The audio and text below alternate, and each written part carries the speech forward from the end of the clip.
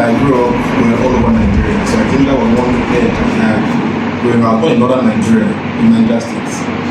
And in my teen years, I moved to Lagos State, where I went to secondary school, university, and got the bulk of my learning. So I would say I have a complete Nigeria from the north to the south, east, and the west. You asked me how it's been, so it's been good.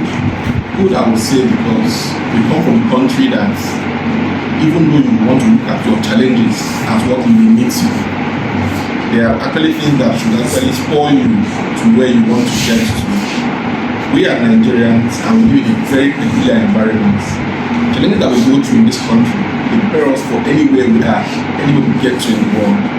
There is nowhere anybody in this room today will go through this world that you will not just survive but excel. Why? Because of the things that Nigeria puts you through every day, and the things that you surmount, the things that you go through and you come out of. So I think living in Nigeria gives you a peculiar edge as a young person. But so far so good, I would say it's been great. All of my work life, my student life have been great. Not just because I excelled at them, but because I was lucky and privileged to meet wonderful people along the line who worked with me. So like I tell people anywhere I go, I think one of the biggest gifts that I ever got in my life was human capital, which I will talk about a bit later. And if you ask me today what is our biggest mineral resource, or let's say our biggest resource in Nigeria, I will not tell you oil. I will tell you human capital. That's our biggest resource in Nigeria. And that is you and me, all of us here put together. What we can give to the country, what we can contribute in our culture in our different unique ways. That is the biggest untapped gold mine that we've ever had. Yeah, going on into specialized area, and then I worked for a company at the time in Abuja, and if some of you remember here in 2012, we had a lot of very challenges in Nigeria at the time, so there was so much concerted efforts to try and see how we could stem it. So at the time I worked for a company in Abuja that was bringing in security equipment into Nigeria to help the whole insurgency and all of that then. And because of my IT background, I was drafted and trained in those equipment to give presentations to most armed forces and security forces in Abuja at the time. So with that exposure, I was like, what do I do with this experience? If I just do it because I'm working in this sector, but I said no, I had to make it work better than that. So it gave me that spur to delve more into cybersecurity as a course. You see, I can use that to better my environment. So after we did the whole of, I would just go do presentations on vans, those combat security vehicles, those bomb scanners and all of that. I was like, yes, I have to do something with this knowledge. So I think for me, that the lesson learned there will be, whatever lesson you learn while you are doing something like education can always spur you to want to do more with the experience you get. For instance, let's say you're a fashion designer today and you learn to make clothes because you have to make clothes for, let's say, a costume party. You've learned that experience, you've learned it there. You can't throw that knowledge away the day you stop doing costumes. You can use it to do something else tomorrow. So one knowledge learned can lead, it's like what will now inspire you to now do something else with your experience. So for me, working with not just the police force at the time, but with other security agencies in Nigeria, I felt very, very privileged that I was able to help, just a bit in my own little quota, to help at the time make our security environment much more better. You're coming up from your back. So that's okay. Let's look at your challenges. Oh, challenges, there are many. Challenges are many. Just look at them, let's see. Okay, challenges. Number one, we live in Nigeria. Being in Nigeria is a big challenge. So, yes, we all know that. I won't have to tell you more. Being a part of the most populous and greatest black nation in the world we know the maxim, unto whom much is given, much is expected. I think one of the biggest reasons why we go through what we go through in Nigeria today is because we are too big. So the person that has a big foot will need big shoes to fill them. So growing up in Nigeria has been a challenge and also been a blessing because it has made me more tenacious, stronger, and I'm able to fit into any society I find myself. Then particular challenges will be our fluctuating policies, which are not stable over time. You find out that you want to do something in a certain sector. I'll use my field as an example. In the field of cybersecurity and IT, luckily for us in the last couple of years, there have been enabling laws that have been coming up to make the field better.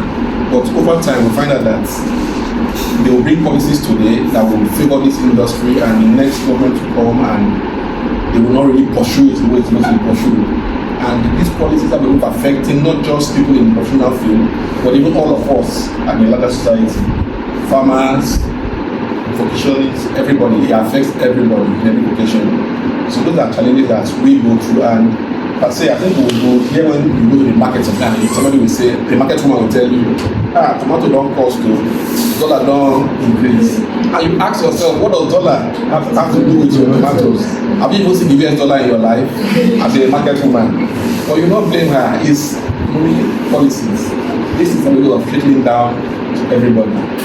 It increases transportation, increases cost of living, and all of that. So as a person, as a professional, I've had to work with inconsistent budgets on projects where I give timelines and say, oh, I'm going to finish in 3 months or 6 months, and then after 2 months, I have to come back to my client now for variation.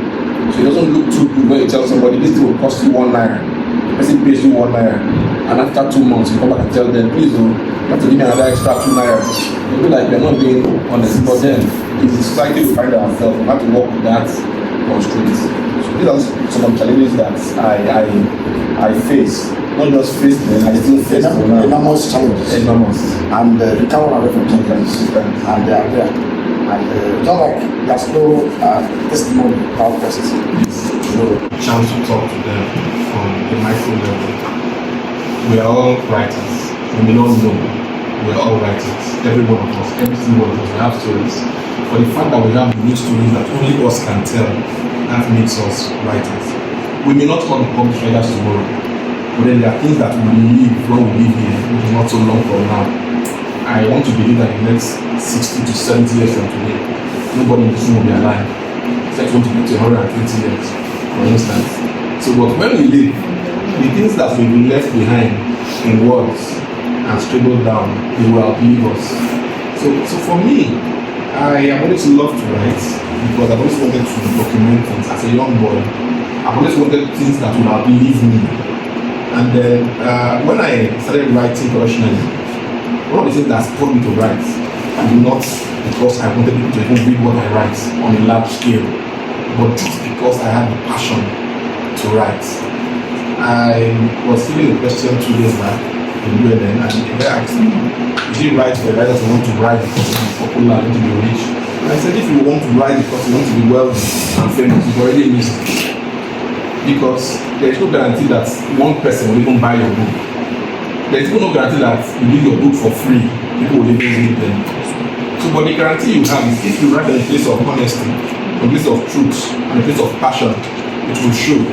Because your writing will tell the story to people. Human beings will have soul. Your writings will have soul. For me, that's where the passion came from, to tell stories. So if somebody asks me today, there are stories everywhere. In this room, there are more than 150 or 200 stories already, as it is. And these are the things that makes life tick. They are history. And we are all writers and students of history also. All right, you can see that passion drives the role of this. That's the disclaimer, there are no easy courses. So you say, oh, this thing is too hard. But then you remember, why am I here in the first place?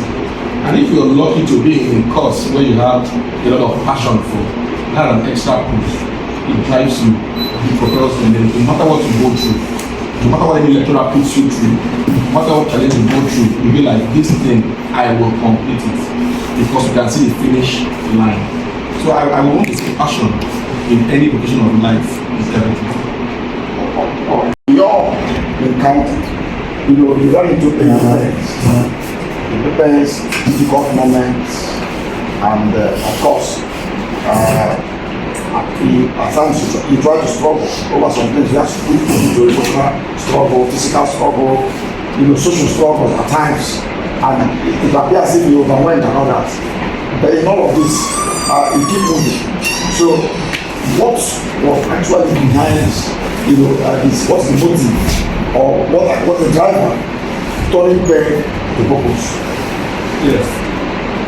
For me, I want to say, when I see the finish line, whatever you do in life, when you have end goal in mind, you can see exactly where you're going to, and that is vision. So vision gives you that ability to see exactly where you're going. There are lots of ways you can do that. For me, one of the ways I do that, I'm a very, very imaginative person. So I put pictures in my mind. For you might not be putting that picture in your mind, if you're printing it out and putting it on the wall. Some people I know who do self-talk, they print out something and say, and put it on the wall, and every morning they see, they say, I am this, I am that, I am this.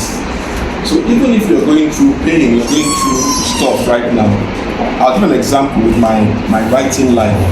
I was working in cybersecurity at the time actively, the last time I worked, when I wrote my first novel, titled Drifter, a collection of short stories. So I was working while I wrote that book. I didn't really start writing the book because I kept on postponing. I had drafts. But then one of those days, I was in the office till 7:30 p.m.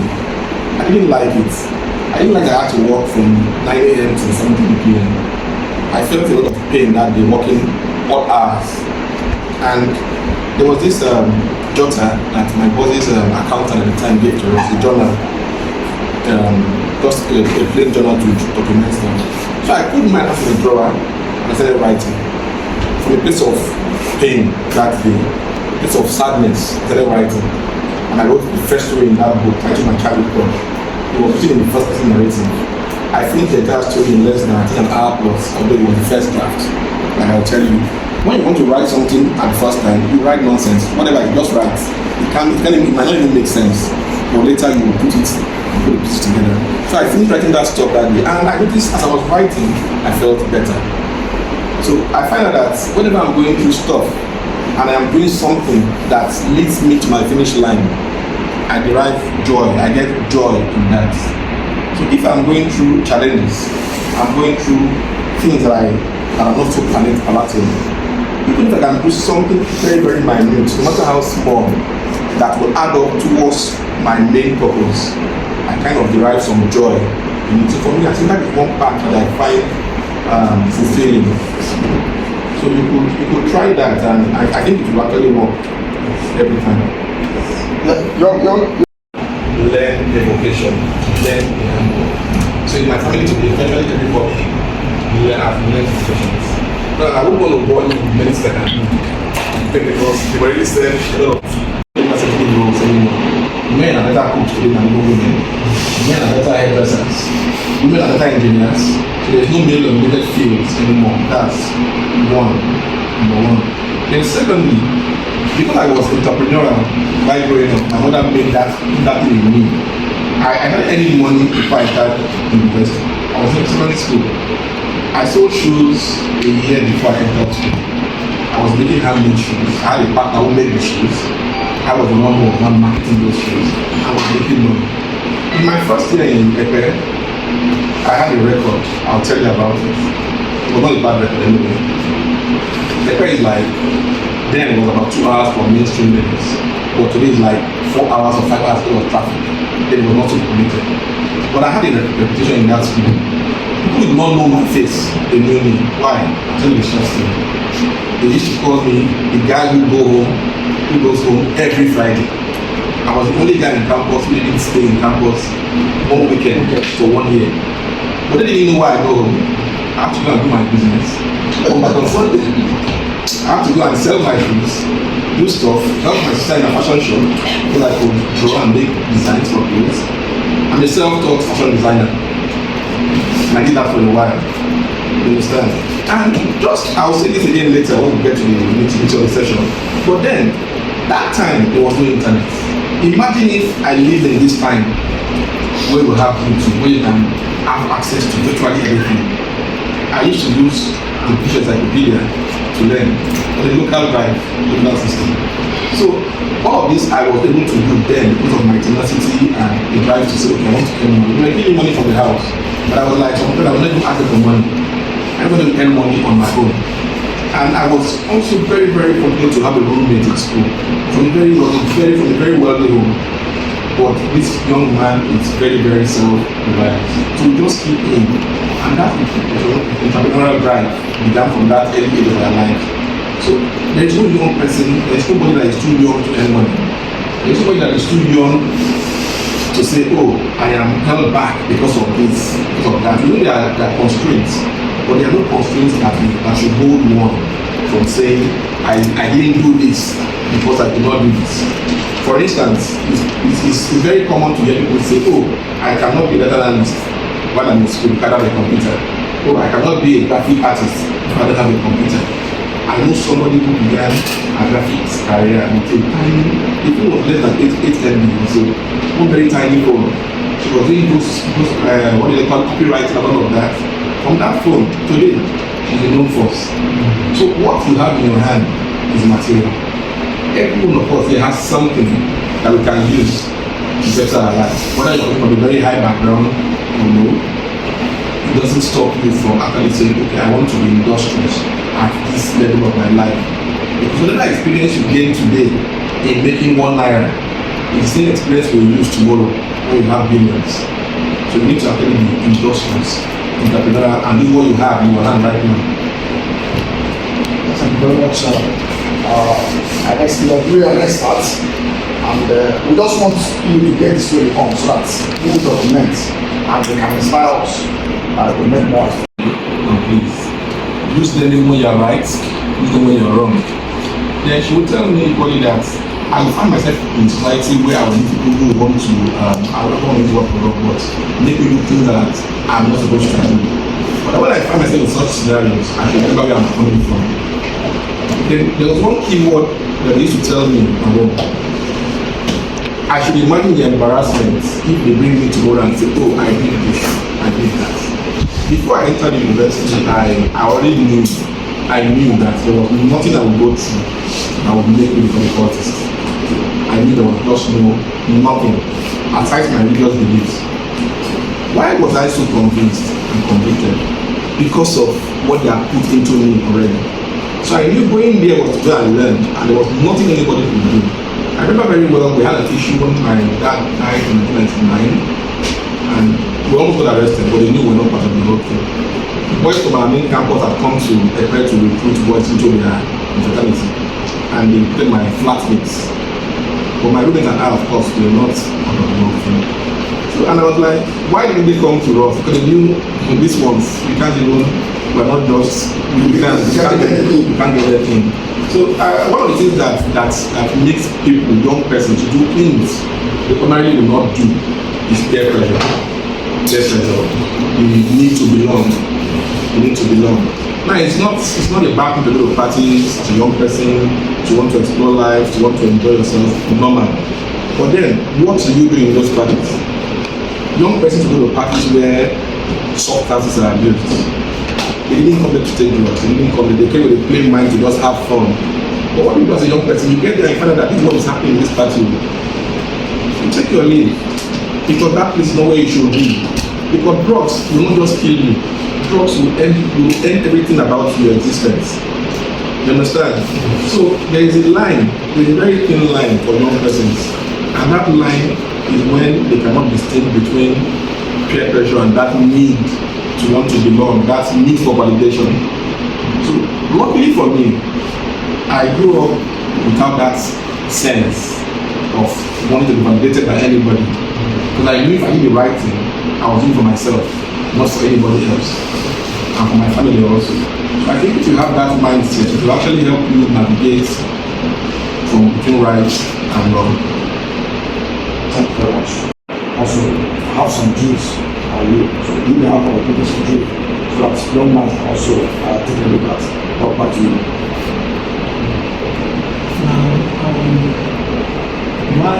My question is very simple. Are there things you did when you were at their age that knowing better now you would have done differently? Definitely. Any man, any woman who says they don't have regrets or won't do anything now can lie to themselves.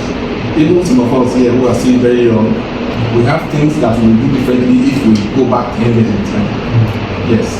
So when I was younger, I thought I had all the time in the world. I thought I had all the time. The times I would have used to achieve a lot of things. Not as if I didn't study hard, not as if I didn't read. I love to read, expand my mind a lot. I will read anything. You see this watchtower, it's about sickness, awake, they are awake. So I used to read that thing as my life depended on it. Every information that I could get from that stuff, it was very informative. And even some other religious journals from people that I will not normally go to their church, but I will still collect and read. And non-religious also. So looking back now, things I would have done differently or done more tenaciously, I would have read more than I did. No matter how much I read, I would have still read more, studied more. Two, I would have paid more attention. I paid attention to my health, no doubt. Like I was telling somebody the other day, one of the keys to having a stable life is to eat right, sleep right, exercise right. Today, I do not exercise. I belong to hiking groups in Abuja. We go out most weekends. But because of my time and my schedule right now, I can't exercise the way I would have loved to. You explain this. But going back when I was younger, I probably would have looked younger, 10 years younger today if I was exercising more then, eating right, and drinking less. As a young person, we will go out, let's drink this. I won't call any of the beverages now like that. We'll drink that. Oh, we felt we're enjoying ourselves, or we're killing the body. And killing the body is not a one-day thing, it's a gradual thing. And especially for everybody, but especially for ladies, I'll tell people those that I studied a lot about nutrition and what it does to the human body. If you are less than 30, maybe 27, 25, 27, this is the time to pay attention to what you eat. Not as in when I say what you eat, it's not just eating anything that feels you can do not say this food is sweet, no, what you eat. Because when you are 40, when you are 50, the things you eat now to the next 5 to 10 years is what will play out in your later life. How you will give birth when you choose to have children, the strength you will have after you give birth, how strong you will be, and all of that, your psychological health, your mental health, all of these things will play out there. So I think this is the time to pay attention. Then any other thing I would say I would have done differently would have been, well, I didn't really do so much. Even though I did a lot, I never smoked, so I wouldn't say I wouldn't have. I never touched drugs. I was lucky never to have touched drugs in my life, because that is one part I would tell them, please, if you can, never experiment, because once you do, there is a thin line. I hardly go back. The thin line. Somebody will tell you, this is harmless. This is just small. Just no. Once you try it, it's like an habit that you will find yourself very hard to come out from. Then I would say personally, I would have paid less attention to things that do not matter. Things like watching too much football, watching this. I still watch football, but then the way I follow passion, watching TV. I watch movies. I'm a filmmaker also, so I watch TV too. But then the passion with which I follow these things, I think they're going to pay me. I see young persons today talking about Man U, Chelsea as if their father owns 20% of the club and all of that. It's fine, you love your club, you're a Liverpool fan, but then that passion you can put into something other more productive stuff. Then another thing I would have done differently too would have been to start learning a very high level of patience and time. I began that journey too late in my 30s. And what helped me learn fast in that angle was working with children on a voluntary level. And not just children, but preteens. I worked with the teams, and those guys taught me lots of patience. So if you're a very patient person, I think this is the time to start learning that lesson, because it will help you in the art of negotiation, in the art of business, in every part of your life, to help you in your career, everywhere to help you. Thank you very much. America. John telling me to have to dance. Yes, but America started. I was in short, I had to leave the hostel. I went home to drink. SC94. No. I did not eat. I did not eat. I had my stomach, I had cramps. Yes. Yeah. I did not forgive Robert Baggio for a long time. I didn't forgive him. What's the way it was? Eguavon on the side. Yes, Robert Baggio, I did not forgive him. I used to hate him. Let me use the word hate, which is a very wrong word. But after a while, they had become his fan because he was a very good player. Yeah. A very smart player. Yeah. He committed this Eguavon. Yeah. Overlapped and couldn't come back on time. He's a smart player. I need to start the coach. I already told him that this guy wasn't come back on time. So he had to operate from that. He placed them now. I was able to draw him and get to the box. And they hacked him there. And they got Let me just tell you people a lesson to learn on that match that I picked that day.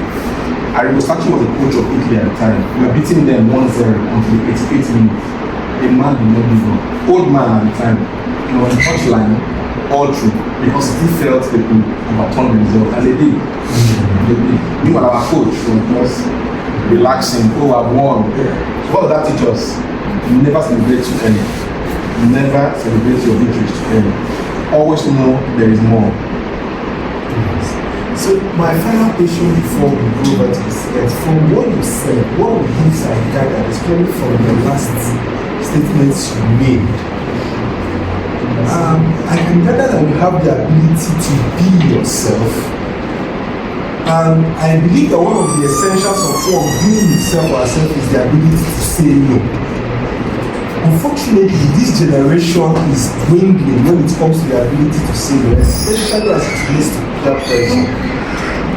And let me be very honest, there are many young people here that have tried things that ordinarily, if they had known how to say no, they wouldn't try them. How can you help some of us that are yes men, people pleasers, and people that feel that when you say no, you become a bad person? First of all, I want to say not all of us can be non-conformists. We all can be non-conformists. Like people who can say, oh, everybody's going this way, only you are going this way. Some people will feel like outliers. They feel like, oh, I don't want to be alone. Luckily for some of us, we can be non-conformists and we don't care. As we feel we're doing the right thing. And some of these times we're not doing the right thing, but we just feel like, let me just be the one who is different from the crowd. So we can't all be the same persons. Luckily. Because if we were the same person, it would be a very, very boring place. Now, for some of us who do not have the ability, like you asked now, to say no to certain things, it is not because you don't want to or you don't want to do the right thing, but I think it comes from what I call willpower. One of the ways you can develop that is when you align yourself with persons who can help you do the right thing. I'll give an example. Let's say you're in a hostel, a room, that's an analogy now, 8 girls in that room. And among those 8 girls, there is one, or even none, who aligns with your personal character. You cannot tell me in the next room or the next 2 rooms there are no persons, maybe 1 or 2, who aligns with your person. So if you align with those people, you're always around them, you make them your close friends, they will have a way of encouraging you to stick to your guns and do what is right. So much so that you're in that room, but none of that room influences you. I'll borrow a phrase from the Bible, vaguely, that says, we're in the world, but we're not of the world. We eat the food in the world now, we breathe the food air, everybody in this world, but then there are things that you will not do naturally. Personally, as a human being, even if I was not a religious person, I cannot kill. I can't kill. I cannot steal from someone. These are personal principles that have stuck with me over time. I cannot defraud somebody. I will not do drugs, both personally and commercially. I will not. So there are things that normally, like he said, you will not do, but over time you find yourself doing them, and they don't start one day. They begin from very, very little things. Start from your thought process. Somebody has to be putting that thought into your head, and I will not pay expect more now. It may not even be money to put that thought in your head. Maybe media is very, very sensitive these days. Social media. When we say media these days, now even social media, because people don't watch media anymore. People watch it on their phones. So it's always the phone, social media, Facebook, TikTok, Instagram, and all of that. Yes. So what do you do? I will tell you just one small tip that has helped me to be a habit reader online. Unluckily for me, I always got unluckily now. I read more these days from devices than books. I wish I could read more from hard books, but that's a way of actually helping me about that later. I like to read more on devices because I found a site called Quora.com. You should write that down if you can. Quora, Quora.com. Quora.com, and I was able to curate things that I want to learn about from that site. So based on your interests, you select topics. Every day you get a mail, sometimes even 2 mails, with 10 of those created topics. Not from the site, but from individuals all over the world. Shared experiences. I'll give an example. How that happened one day. I was going to travel to Tunisia in 2019, but I was going to go through Charles de Gaulle, France, up to Paris. I've never been to France, and I was going to have a very long layover in Paris. So I wanted to know how to be comfortable in the airport. What do I need to do to pass time for 12 hours and all of that? I went to Quora and I asked the question. In less than 3 hours, somebody who gave me tips and all of that. So much that my 12 hours in the airport felt like 2 hours. Yeah, people who had the experience already now came to say, oh, you can do this, you can do that because they've been there, or they know people who have been there. Now, in the same way, you can get information about things that you are struggling with from people who do not know you. In the same way, people who do not know you influence you online negatively. The same way, people who you do not know too can still influence you positively. So it depends on what you are looking at. Because of what you are looking at, what you are feeding your mind with. Mindset. So for those people who are not, who find it hard to be non-conformist, this is one way to help yourself. Thank you very much. I think we can get this thing. Yeah. See. Now. And then at some point went to Lagos. So my question is, for somebody that say for instance, I was born in Lagos, but at some point I had to come back to Lagos. Now looking at it, it's like the mindset of people in Lagos is different. Because you might be having a conversation with somebody here, and then you're not, I don't know, whatever the person is saying, right? The person is just, they're not getting it, but I don't know how to explain it. So now, we can say that you grew up throughout in Niger State, right? Is there going to be any like difference, right? Between when you move to Lagos and stay now in Niger State? And then, what would you advise somebody that feels like I'm stuck in this place, I cannot do anything? Oh, I know that this is where I should be, but my environment is This is me personally. I don't think there will be a difference because I always have a very expansive mind. I allow my mind to wander. I want to expand my mind. As long as you give me books, you give me music, you give me water, I survive. That is personally now. So everywhere I've been to in the world today, I didn't go the day I spent my foot there. I went the day I heard about that place. I don't know if you get that. Because when I hear about a place I want to go to, I will read about that place. I don't think I'm considered about that place. So So much so that I can go there in the next 10 years, 20 years. When I finally get there, I'll be like, wow, I'm seeing reality because I've already read about this place. So I'm not seeing something strange. So for the person who feels that they are stuck in one place, it's because their mind is limited.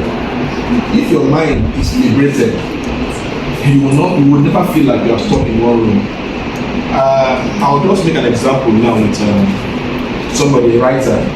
I used to read a lot of him. I watch his, maybe his movies, and I watch his movies. The Count of Monte Cristo, The Man in the Iron Man, some of these movies. Alexander Dumas, the French writer. This guy never went to school. He never left his locality in France. But today, he's one of the most significant writers in the world. How did he do it? He wanted to become a very good writer. So he started writing from a very young age. He seldom preferred to write. And his books were more about people who went to prison and came out and excelled. And if you watch those movies, I read the books. If you watch those movies, you find out that these guys went to prison for things they did not do, but they made one mistake to give them a war. Not to give them a paper, they gave them a war. From that war, they could write. They could write. So as long as you can document your thoughts, as long as you can read, as long as you can expand your mind, you will never feel stuck in one place because it's a matter of time. Opportunities will come. When they come, they will ask you, those opportunities will ask you, are you prepared?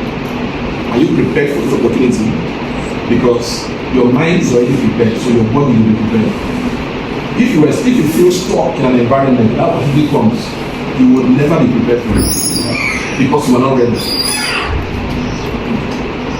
Yes, that tells us of two things about the fixed. Distractions were not much. We live in a area compared to our generation now and our time now. Our phones are like biggest distractions we can have. Like I can be there and I'm watching something happening on the other side, or I might be, let me say I just want to read, or my text, or if I just need to be short, and just distract me or just draw my attention away from what I want to do. And when I will come back, it's like after 2 or 3 hours. Like now, it's easier for me. I can stay on my phone for like 4 or 5 hours without noticing. When I accidentally just leave the random for like 3 hours, I cannot really be that distracted. So I can say for somebody that is easily distracted or has a mind, my mind cannot that the way to concentration is not really easy. So I think what is an advice you can give? Okay, very good question. I thought about it a lot when I talk to young person. But number one, the times I grew up in had its own challenges. The times he grew up in had their own challenges too. There were things that interested them a lot in that generation. And I don't know that interest was now. Yeah. But those things were discussions in their time. Download one, it's free, notepad, send me notepad. If I show you my notepad on my phone, I have more than 50 different stuff I jot down. Both important ones, not so important ones. Now in this sort of distraction, there are things that you remember that are important, either to do or things that you want to write down, like ideas that come to your head. You write those things down. So in that 30 seconds that it takes you to type that thing on your phone, it brings back your concentration. You understand? Then another thing that you consciously do is discipline. When I want to read, I put my phone on flight mode. It can be 30 minutes. The work will not end. There was a day, I think like 2 years ago, when Facebook was down for hours, for like 4 to 6 hours. I didn't notice. I spent a lot of time on social media too, just like a lot of you guys do. But I didn't notice. It was from 4 p.m. to like I did like 10 p.m. I was doing something else, and then I closed off. And then I woke up and started seeing people's messages. I was like, I did not even notice. So as long as you're not using social media for productive things, when I say productive, only you can tell yourself, define what productive things mean. And it becomes a part of you. Like there are many things we believe in Nigeria today that we believe because we've seen those things play out too much in movies, in the media, in narratives that we see. So you can have your own narrative. You can create your own narrative if you choose to look at the right things. That is where discipline comes in. So it's a concerted effort. Without discipline and without channeling your energy into what you want part time, you may not even be reading like reading. You can try reading for leisure. like the way I developed the reading culture, I would want to read about maybe somebody else's culture. I want to read about the Khan, for instance, the Mongolian struggle. I want to read about the Asada massacre. I will read. So you know what interests you. So you could want to even read about fashion. Is reading. I want to read about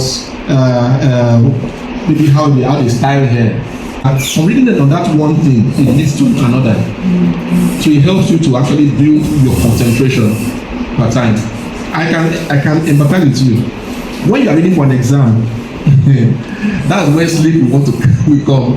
That's when you are tired. That's when you feel bored. But bring on your latest movie to watch. You and your girls are watching the latest movie. You will not blink now for the next 1 hour, 30 minutes or 2 hours. You understand? It's just a natural phenomenon, but only you can beat it with this way that just a laugh like. Or when you are watching your chess. Oh, when we watch chess. The 90 minutes will be too short because our team is losing. So we want it to the extent because we want to equalize. So it's a human phenomenon. Thank you. Before we come to you. Okay, before we come to you, let me just make a statement in that respect and then we continue. Now, the human brain normally tends towards pleasure. You must understand that. So, but it's now left for you to train the brain that it must not always be about pleasure. Now, let me give you an example. I finished my PhD in December 2023. Now, as at November 2023, I was looking at finishing the PhD maybe around March 2024. That was when I was, with the pace I was going, that was where I was looking at. So one of the days I came to my dean's office to do something, and my dean then was my supervisor. So she was signing some documents for those who have already completed their PhD. So immediately I walked in, he called me and said, Arum, are these people not your set? I said, they are myself, but you know, many things I'm doing, I'm looking for when they are women, let them. The woman was just looking at me like this. When she finished, open isuri begimeche ihenge megi. Like for some of us that don't understand Igbo, if you don't finish with others, what I will do to you? And the way the woman said that thing, and I told her, okay, mommy, I'm going to bring my work next Tuesday. I was telling her this on a Wednesday. I said, I'm bringing my work next Tuesday. Immediately I left her office. I brought my laptop and I asked myself, let me see that I just placed on that focus. So anybody that is coming, I want to see you. I say, are you coming to help me? I remember one of them came to distract me that day. I gave the person the work to do. I said, please help me start organizing this one. Before you know it, by Monday night, I printed my work and brought for her to read.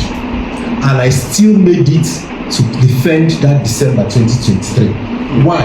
Within the short period, because I knew there was something to lose, I trained my brain to focus. That's why they say when there is a will, there is a way. So, train, it's not magical, it's what you do over time. So each time you bring up your book to read, tell yourself, I must finish this chapter. Just social media, no social media. When I finish this, I will take a little of social media, but train it to focus. After it, you reward it a little by viewing few minutes of social media. You set another target, achieve it. That was what helped me. Okay. All right. That's my little contribution about that. Now, how do you monetize your skills as a writer? First of all, when you are doing anything in life, your main target cannot and should not be money, because you're going to solve a problem, you're going to fill a gap in that field. Whatever problem you solve in this world, 10 years, time for you could be 3 months, time for another person could be 2 weeks. Now, our tenacity and what we give in is not what will determine how fast that thing works for us, but our consistency is what will determine if it works for us. Now, if you are going to write, have you asked yourself that what I'm writing now, this angle I'm writing on, who does it benefit? Who are my target audience? How can I push it out there to benefit my target audience through A, B, C, D means? I'll give you an example. Let's say you'd like to write about medicine and health generally. You can look for blogs online, even magazines, put in your writings, your research and all that, let them publish, tell them to publish it for gratis, for free. You just want to contribute to them as a free contributor. But what are you doing? You are putting yourself out there for opportunities. People will see that thing you are writing and they say, oh, this guy is good, he has potentials. So that's so much so that when opportunities come up, they will call you. They say, come and do this, come and do that. It will open doors, not just to writing for you, but in other means. There's one thing about nature, about life. People will not buy what does not have value to them. It may have value, but it has no value to them. There are writers who are very famous now because they are dead. When they were alive, people didn't read their books. There is one, I won't call his name, but one of the guys who inspired me. They said there was a time he was even begging people to read his books for free. Nobody was reading his book. He was almost depressed. So he turned on his children, like he converted his writing skills to write stories for his children as bedtime stories. We don't do that in Africa. So you can imagine. So if you imbibe that mindset and say, oh, now that is not to say you cannot be commercial with your skills right away. You just need to find your niche and your target market. If you are fortunate enough to meet people who appreciate your style of writing commercially and they tax you to write more. For instance, you can make money writing if you can write articles online on a consistent basis for online blogs, foreign blogs, but you must not plagiarize, which is a lot. You have to write from your research and from your head, so it requires consistency. So they might tell you write 3-4 articles in a week. That's a lot. Are you ready to put that sacrifice? Are you ready to put that work? Because it's one thing to tell yourself, I am good. It's another thing for people to validate that you're actually good and that you are consistent. So you get to a point where you write today and then you can't even write anymore because your writer's block has hit in. Then there is also ghostwriting, where somebody will say, write for me. You're writing for them doesn't mean you're going to write verbatim for them, but then you write the entire idea for them, they just edit it to suit their purposes, and you are paid for it. Then there's content writing also. Somebody's going to begin a new company, for instance. They know what they want to do, but they need somebody to put the whole idea for them together, because they are going to have a profile, they are going to have a website, they are going to do stationaries and all of that. So somebody has to put all of this together. That's why I said you must find your niche and then build on it. You want to write research works, you want to write fiction, you want to write entertainment, you want to write journals for health and all that. So find your niche, stick to it, and look for opportunities out there. They are everywhere, but look for them. You'll find them. Thank you very much. Okay, who raised hands first? I think yeah.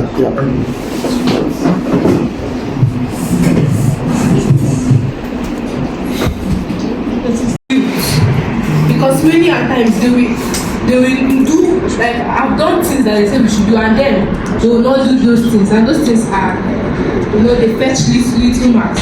So I'm feeling this kind of guilt within me that I'm neglecting them, I'm not carrying them along. So I want to ask, I don't know, should I continue doing what they ask me to do? Because it's like buckling in their business, but that is who I am. Like, I don't feel relaxed when I'm doing this thing and other people are not doing that. So I want to ask, should I continue like prognosing, or should I just face my own business? Because that is one of the hard truths in life. So being resilient, being determined, being consistent is a personal journey. So people will do better if their hands are held along the way. But if you hold somebody's hand who doesn't want to be held, instead of you moving at a reasonable pace, they will drag you back. It's like you are trying to save a drowning man when you can hardly swim yourself.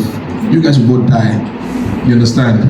Even a drowning man will even hold on to you as if he wants to drown you, but he's trying to look for a way out. So the decision you have made is not a selfish one.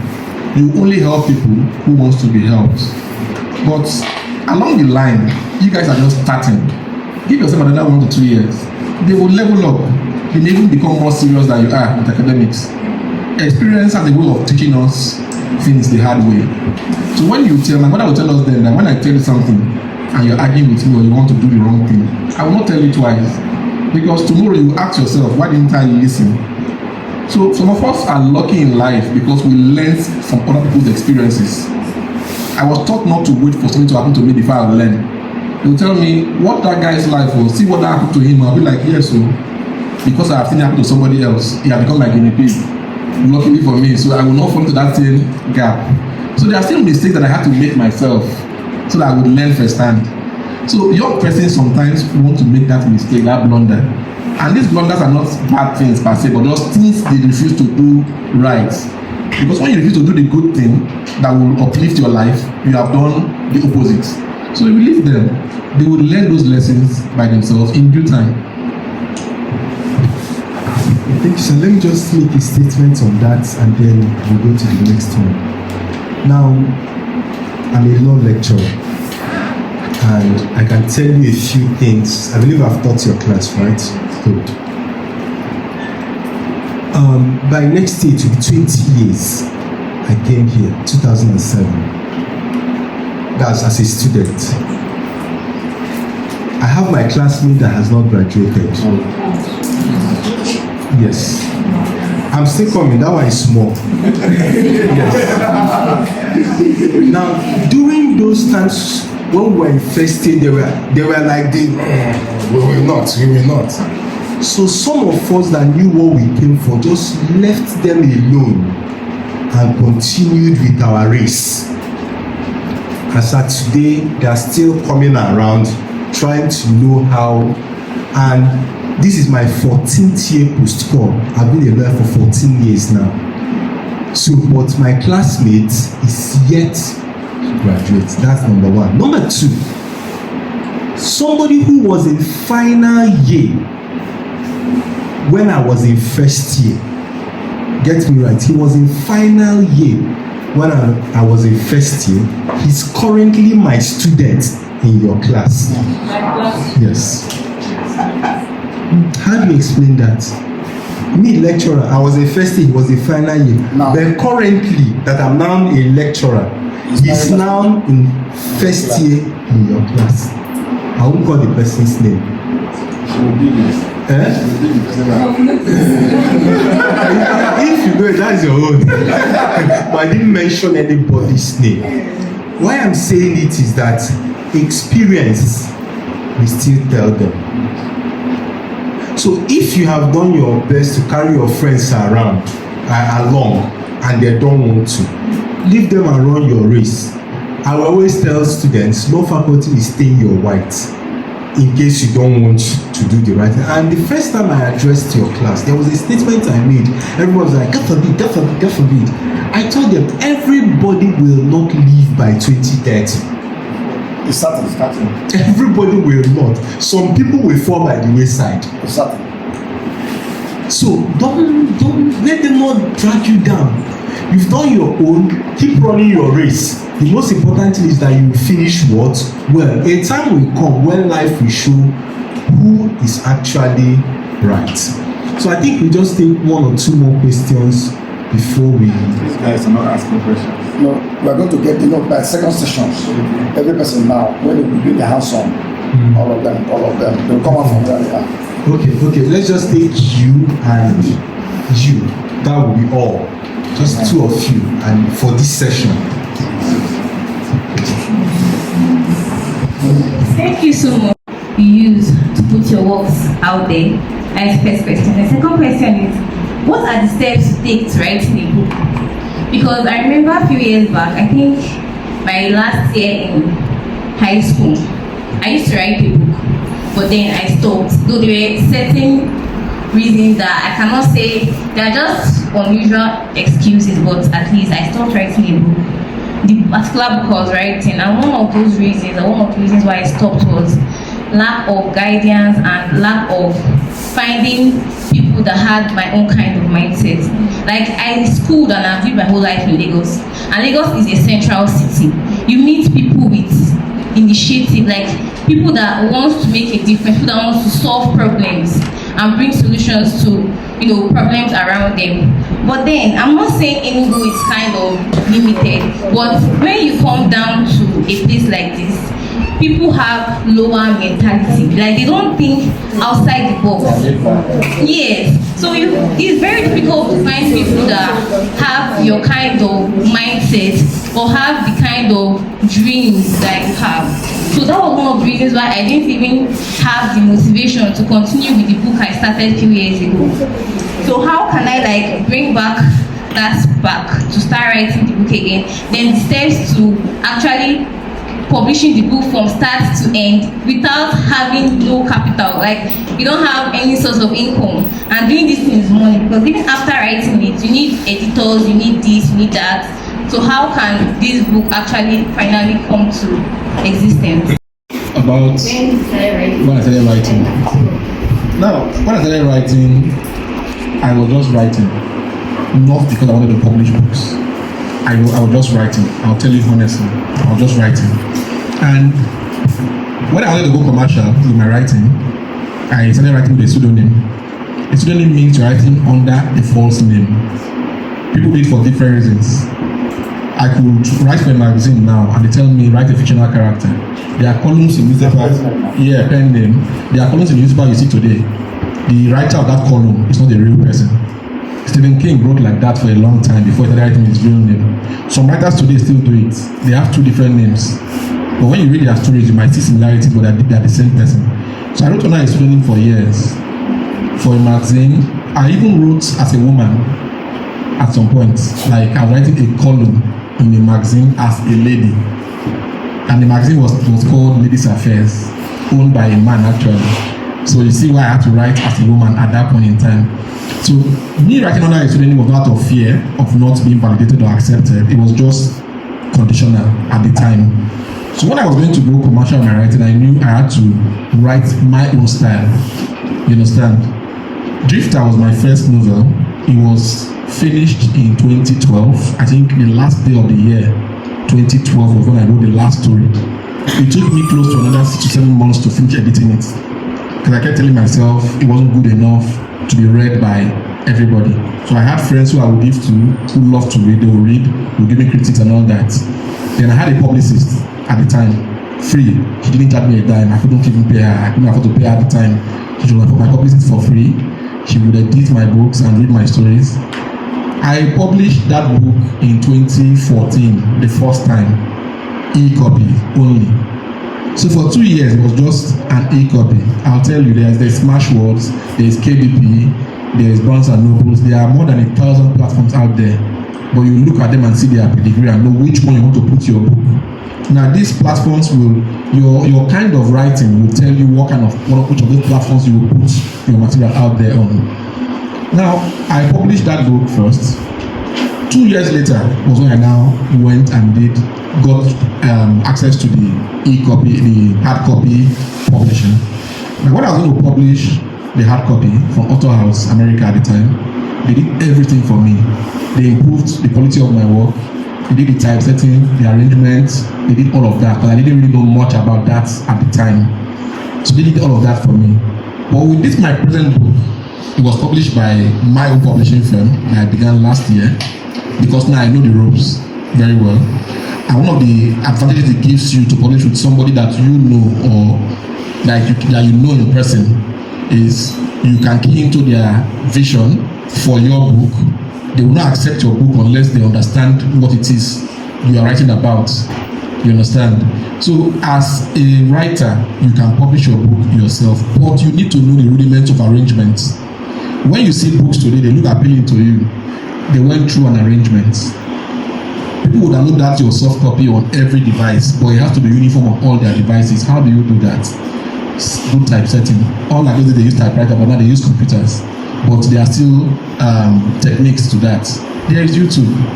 You want to know how to typeset a book, go to YouTube, you will see crash course. I learned typesetting from just Google, 5-10 minutes. You understand? Now, your second question was about completing your books, your drafts. The first step to becoming a writer, a good writer, is to just write. Just keep writing. There are things that I've written that I'm not published in the next 10 years from today, but I've written them already. I will keep improving on them until I get to the point where I feel they are good to be published. So a writer's first draft, I will tell you any day, anytime, is rubbish. Because the first thing that comes to your head is not the finished material. It's like planting a crop. You plant a crop, you come back, you water it, you weed it, you weed again, you put this, put that, till maturity, and then you harvest. So just keep writing. No matter how much you write, when it's time for the world to read those things you've written, you would know which one to develop and put out there, because your perspective changes every day. The thing you wrote today that is very fantastic, tomorrow you will be like, wow, did I write this? I should improve on it. When I read my first book now, some of my stories, I'll be like, Daniel, did you write this? This is so elementary, but I had to grow, and I am still growing. That's the process of growth. You understand? So another thing is, don't be scared to give people your writings to read. Now, you could just even print them out. You just print them out, give to a few friends, say, read, what do you think? Let them tell you their honest opinion. Oh, it's trash. They can tell someone, tell you it is trash. This thing is nonsense. Good, it's a good feedback. Because even you yourself know that this thing itself may be nonsense. It's not good enough, but it's a feedback. So we tell you, you tried, though. You tried. It's a feedback. So you are going to get positive and negative feedback. Take each of them in the same stride, but let them not discourage you from writing, and never have fear of wanting people to read what you write, because they are your thoughts. They are your thoughts. You need to put them down. Then lastly, you said something about how do you, when we wrote books that time, we didn't have the materials that you guys have today. The guys before us, when they wrote their books, if there was no way to send those books hard copy round, people would not read their books. But today, you can write a book in Enugu, publish that book in Enugu, and the world will read you. You understand? The world will read you. There are people's books that you've read today that you will never meet in your lifetime. They will never meet you, never meet them, but their stories have made impact in your life because you read them. So your story can make impact globally. You are not writing for Enugu State.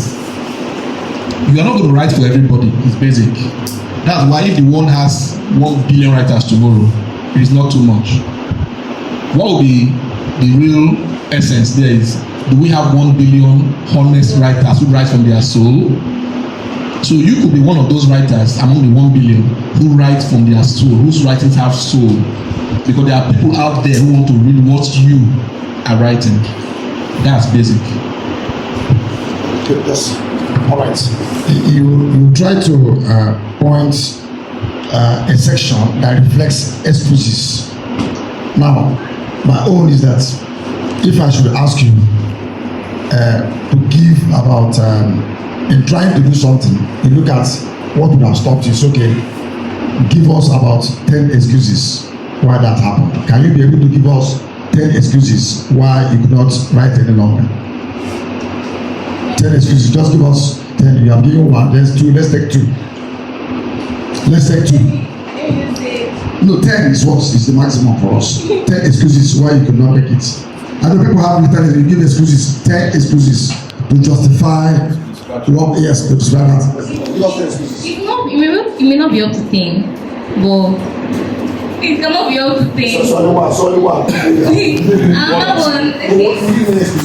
Another was just lack of people with like mind, that same mindset.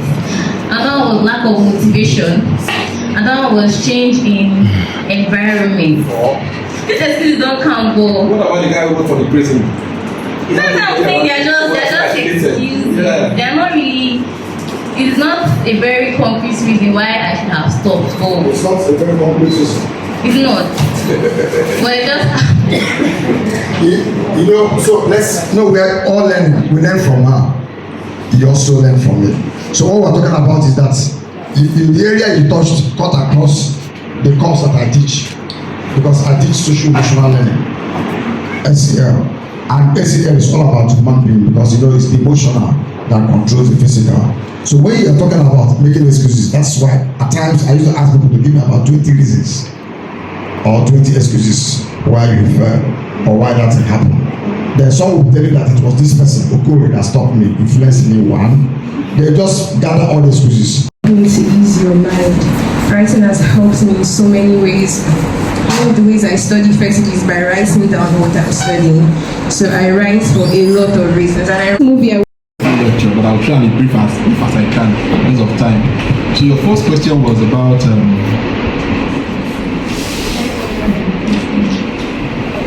publication. Yeah, the first step to publish a book, not just in Nigeria but anywhere in the world, is to get an ISBN number. It's called an International Standard Book Number.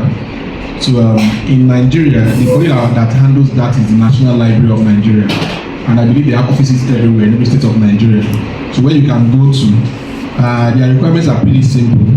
You would tell them the kind of book you want to publish, write a letter, and then you would attach an A4 paper, just for the first 3 pages. It's called preliminary pages. So you print like maybe 2 or 3 copies. You go there, you pay like 3 or 4,000 naira or so for an ISBN number. So they see it, they accept it, they will now send you an email when it's approved. So I think they're trying to confirm that your book is not plagiarized, one, and 2, your book is not going to cause sedition, it's not going to cause violence, it's not going to cause harm, and it's not a threat. So all of that. So it's pretty simple. One of the reasons why you have to get that is so that your book is in a structure.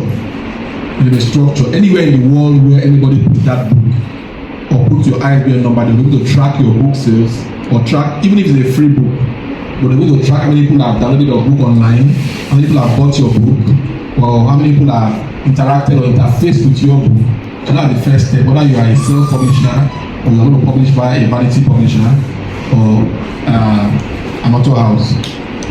Now, you can actually be a self-publisher if you choose to, especially if you are just starting. You don't have to limit yourself and say, oh, I'm waiting for people who will publish my book. Like I said earlier, the internet is a platform where you can push your work out. One other thing you can do, you can say, okay, I want to copyright my works. You may not have that kind of fund to do the normal copyright at work. But what you can do online, there is a free copyright mechanism online where you can copyright your work, each and every one of them, and you get a copyright number. And you can paste it like a badge on your profile. So nobody can copy your work without making reference to you who wrote that work. When I used to blog, I had a blog way back then. Most of my poems that I used to write in my writings, I had a free copyright. I think it's called My Free Copyright. But just Google that later, My Free Copyright or something. So you can copyright your work, get a badge for them, and put it there. So publishing your own works is pretty simple and straightforward this day. Like I tell young persons, the best time to be alive is today. The second best time to be alive is tomorrow. So we live in those times where everything is now easily accessible and made very, very simple. But then with anything that is easily accessible comes its own pains and its own gains also. So I think your last question was about the AI and all of that. How safe are you? Cyber security. Okay, the second one was what? What do you know about publications now? So what I didn't know then, like the things I'm telling you now, I didn't know them then. I felt it was a big deal, just like you feel now, to publish books. It wasn't really a big deal. If I had known things I know now, I would have written more books. I would have published more books. Some of them nonsense books, some of them good books. Anyway, I would not be publishing. Let my works just go out there, because the more I write and publish, the better a writer I become. You understand? So what I know now is I cannot be limited by any circumstance or any factor, be it now or that time. But then, just like some of us here, I used to look at limitations. Today, I don't look at limitations.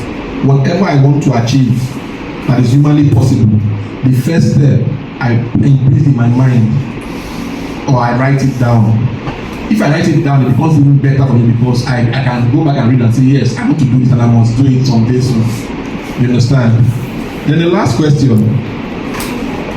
sorry to disappoint you, nobody is safe. Today, in today's world, we are all not safe. You understand? In cyber security, there's what we call zero-day attacks. Everything, if you see a bank with the best security, the best thing, it doesn't mean they cannot still penetrate. It's like a big man's house. A man will put one gate before you reach the second gate, put barbed wires, electric fence, dogs, German shepherd and the rest, put vaults, put this, put that. They can still penetrate his house. Just like it makes it much more difficult. So in cyber security, we have what we call layers of security.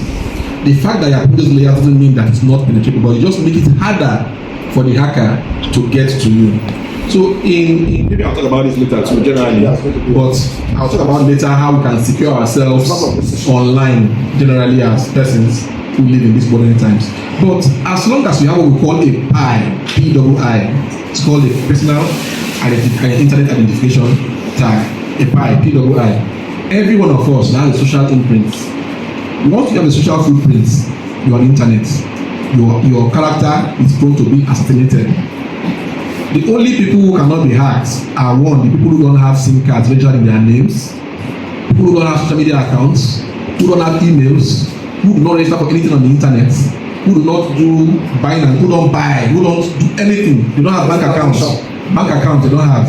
Is there anybody like that? You understand? So those are people who probably live in the forest. You don't even know their names. Those are the only people you cannot hack because they don't have any imprints or a footprint online. So, but there are several ways we can safeguard ourselves out there, which I will talk about later briefly.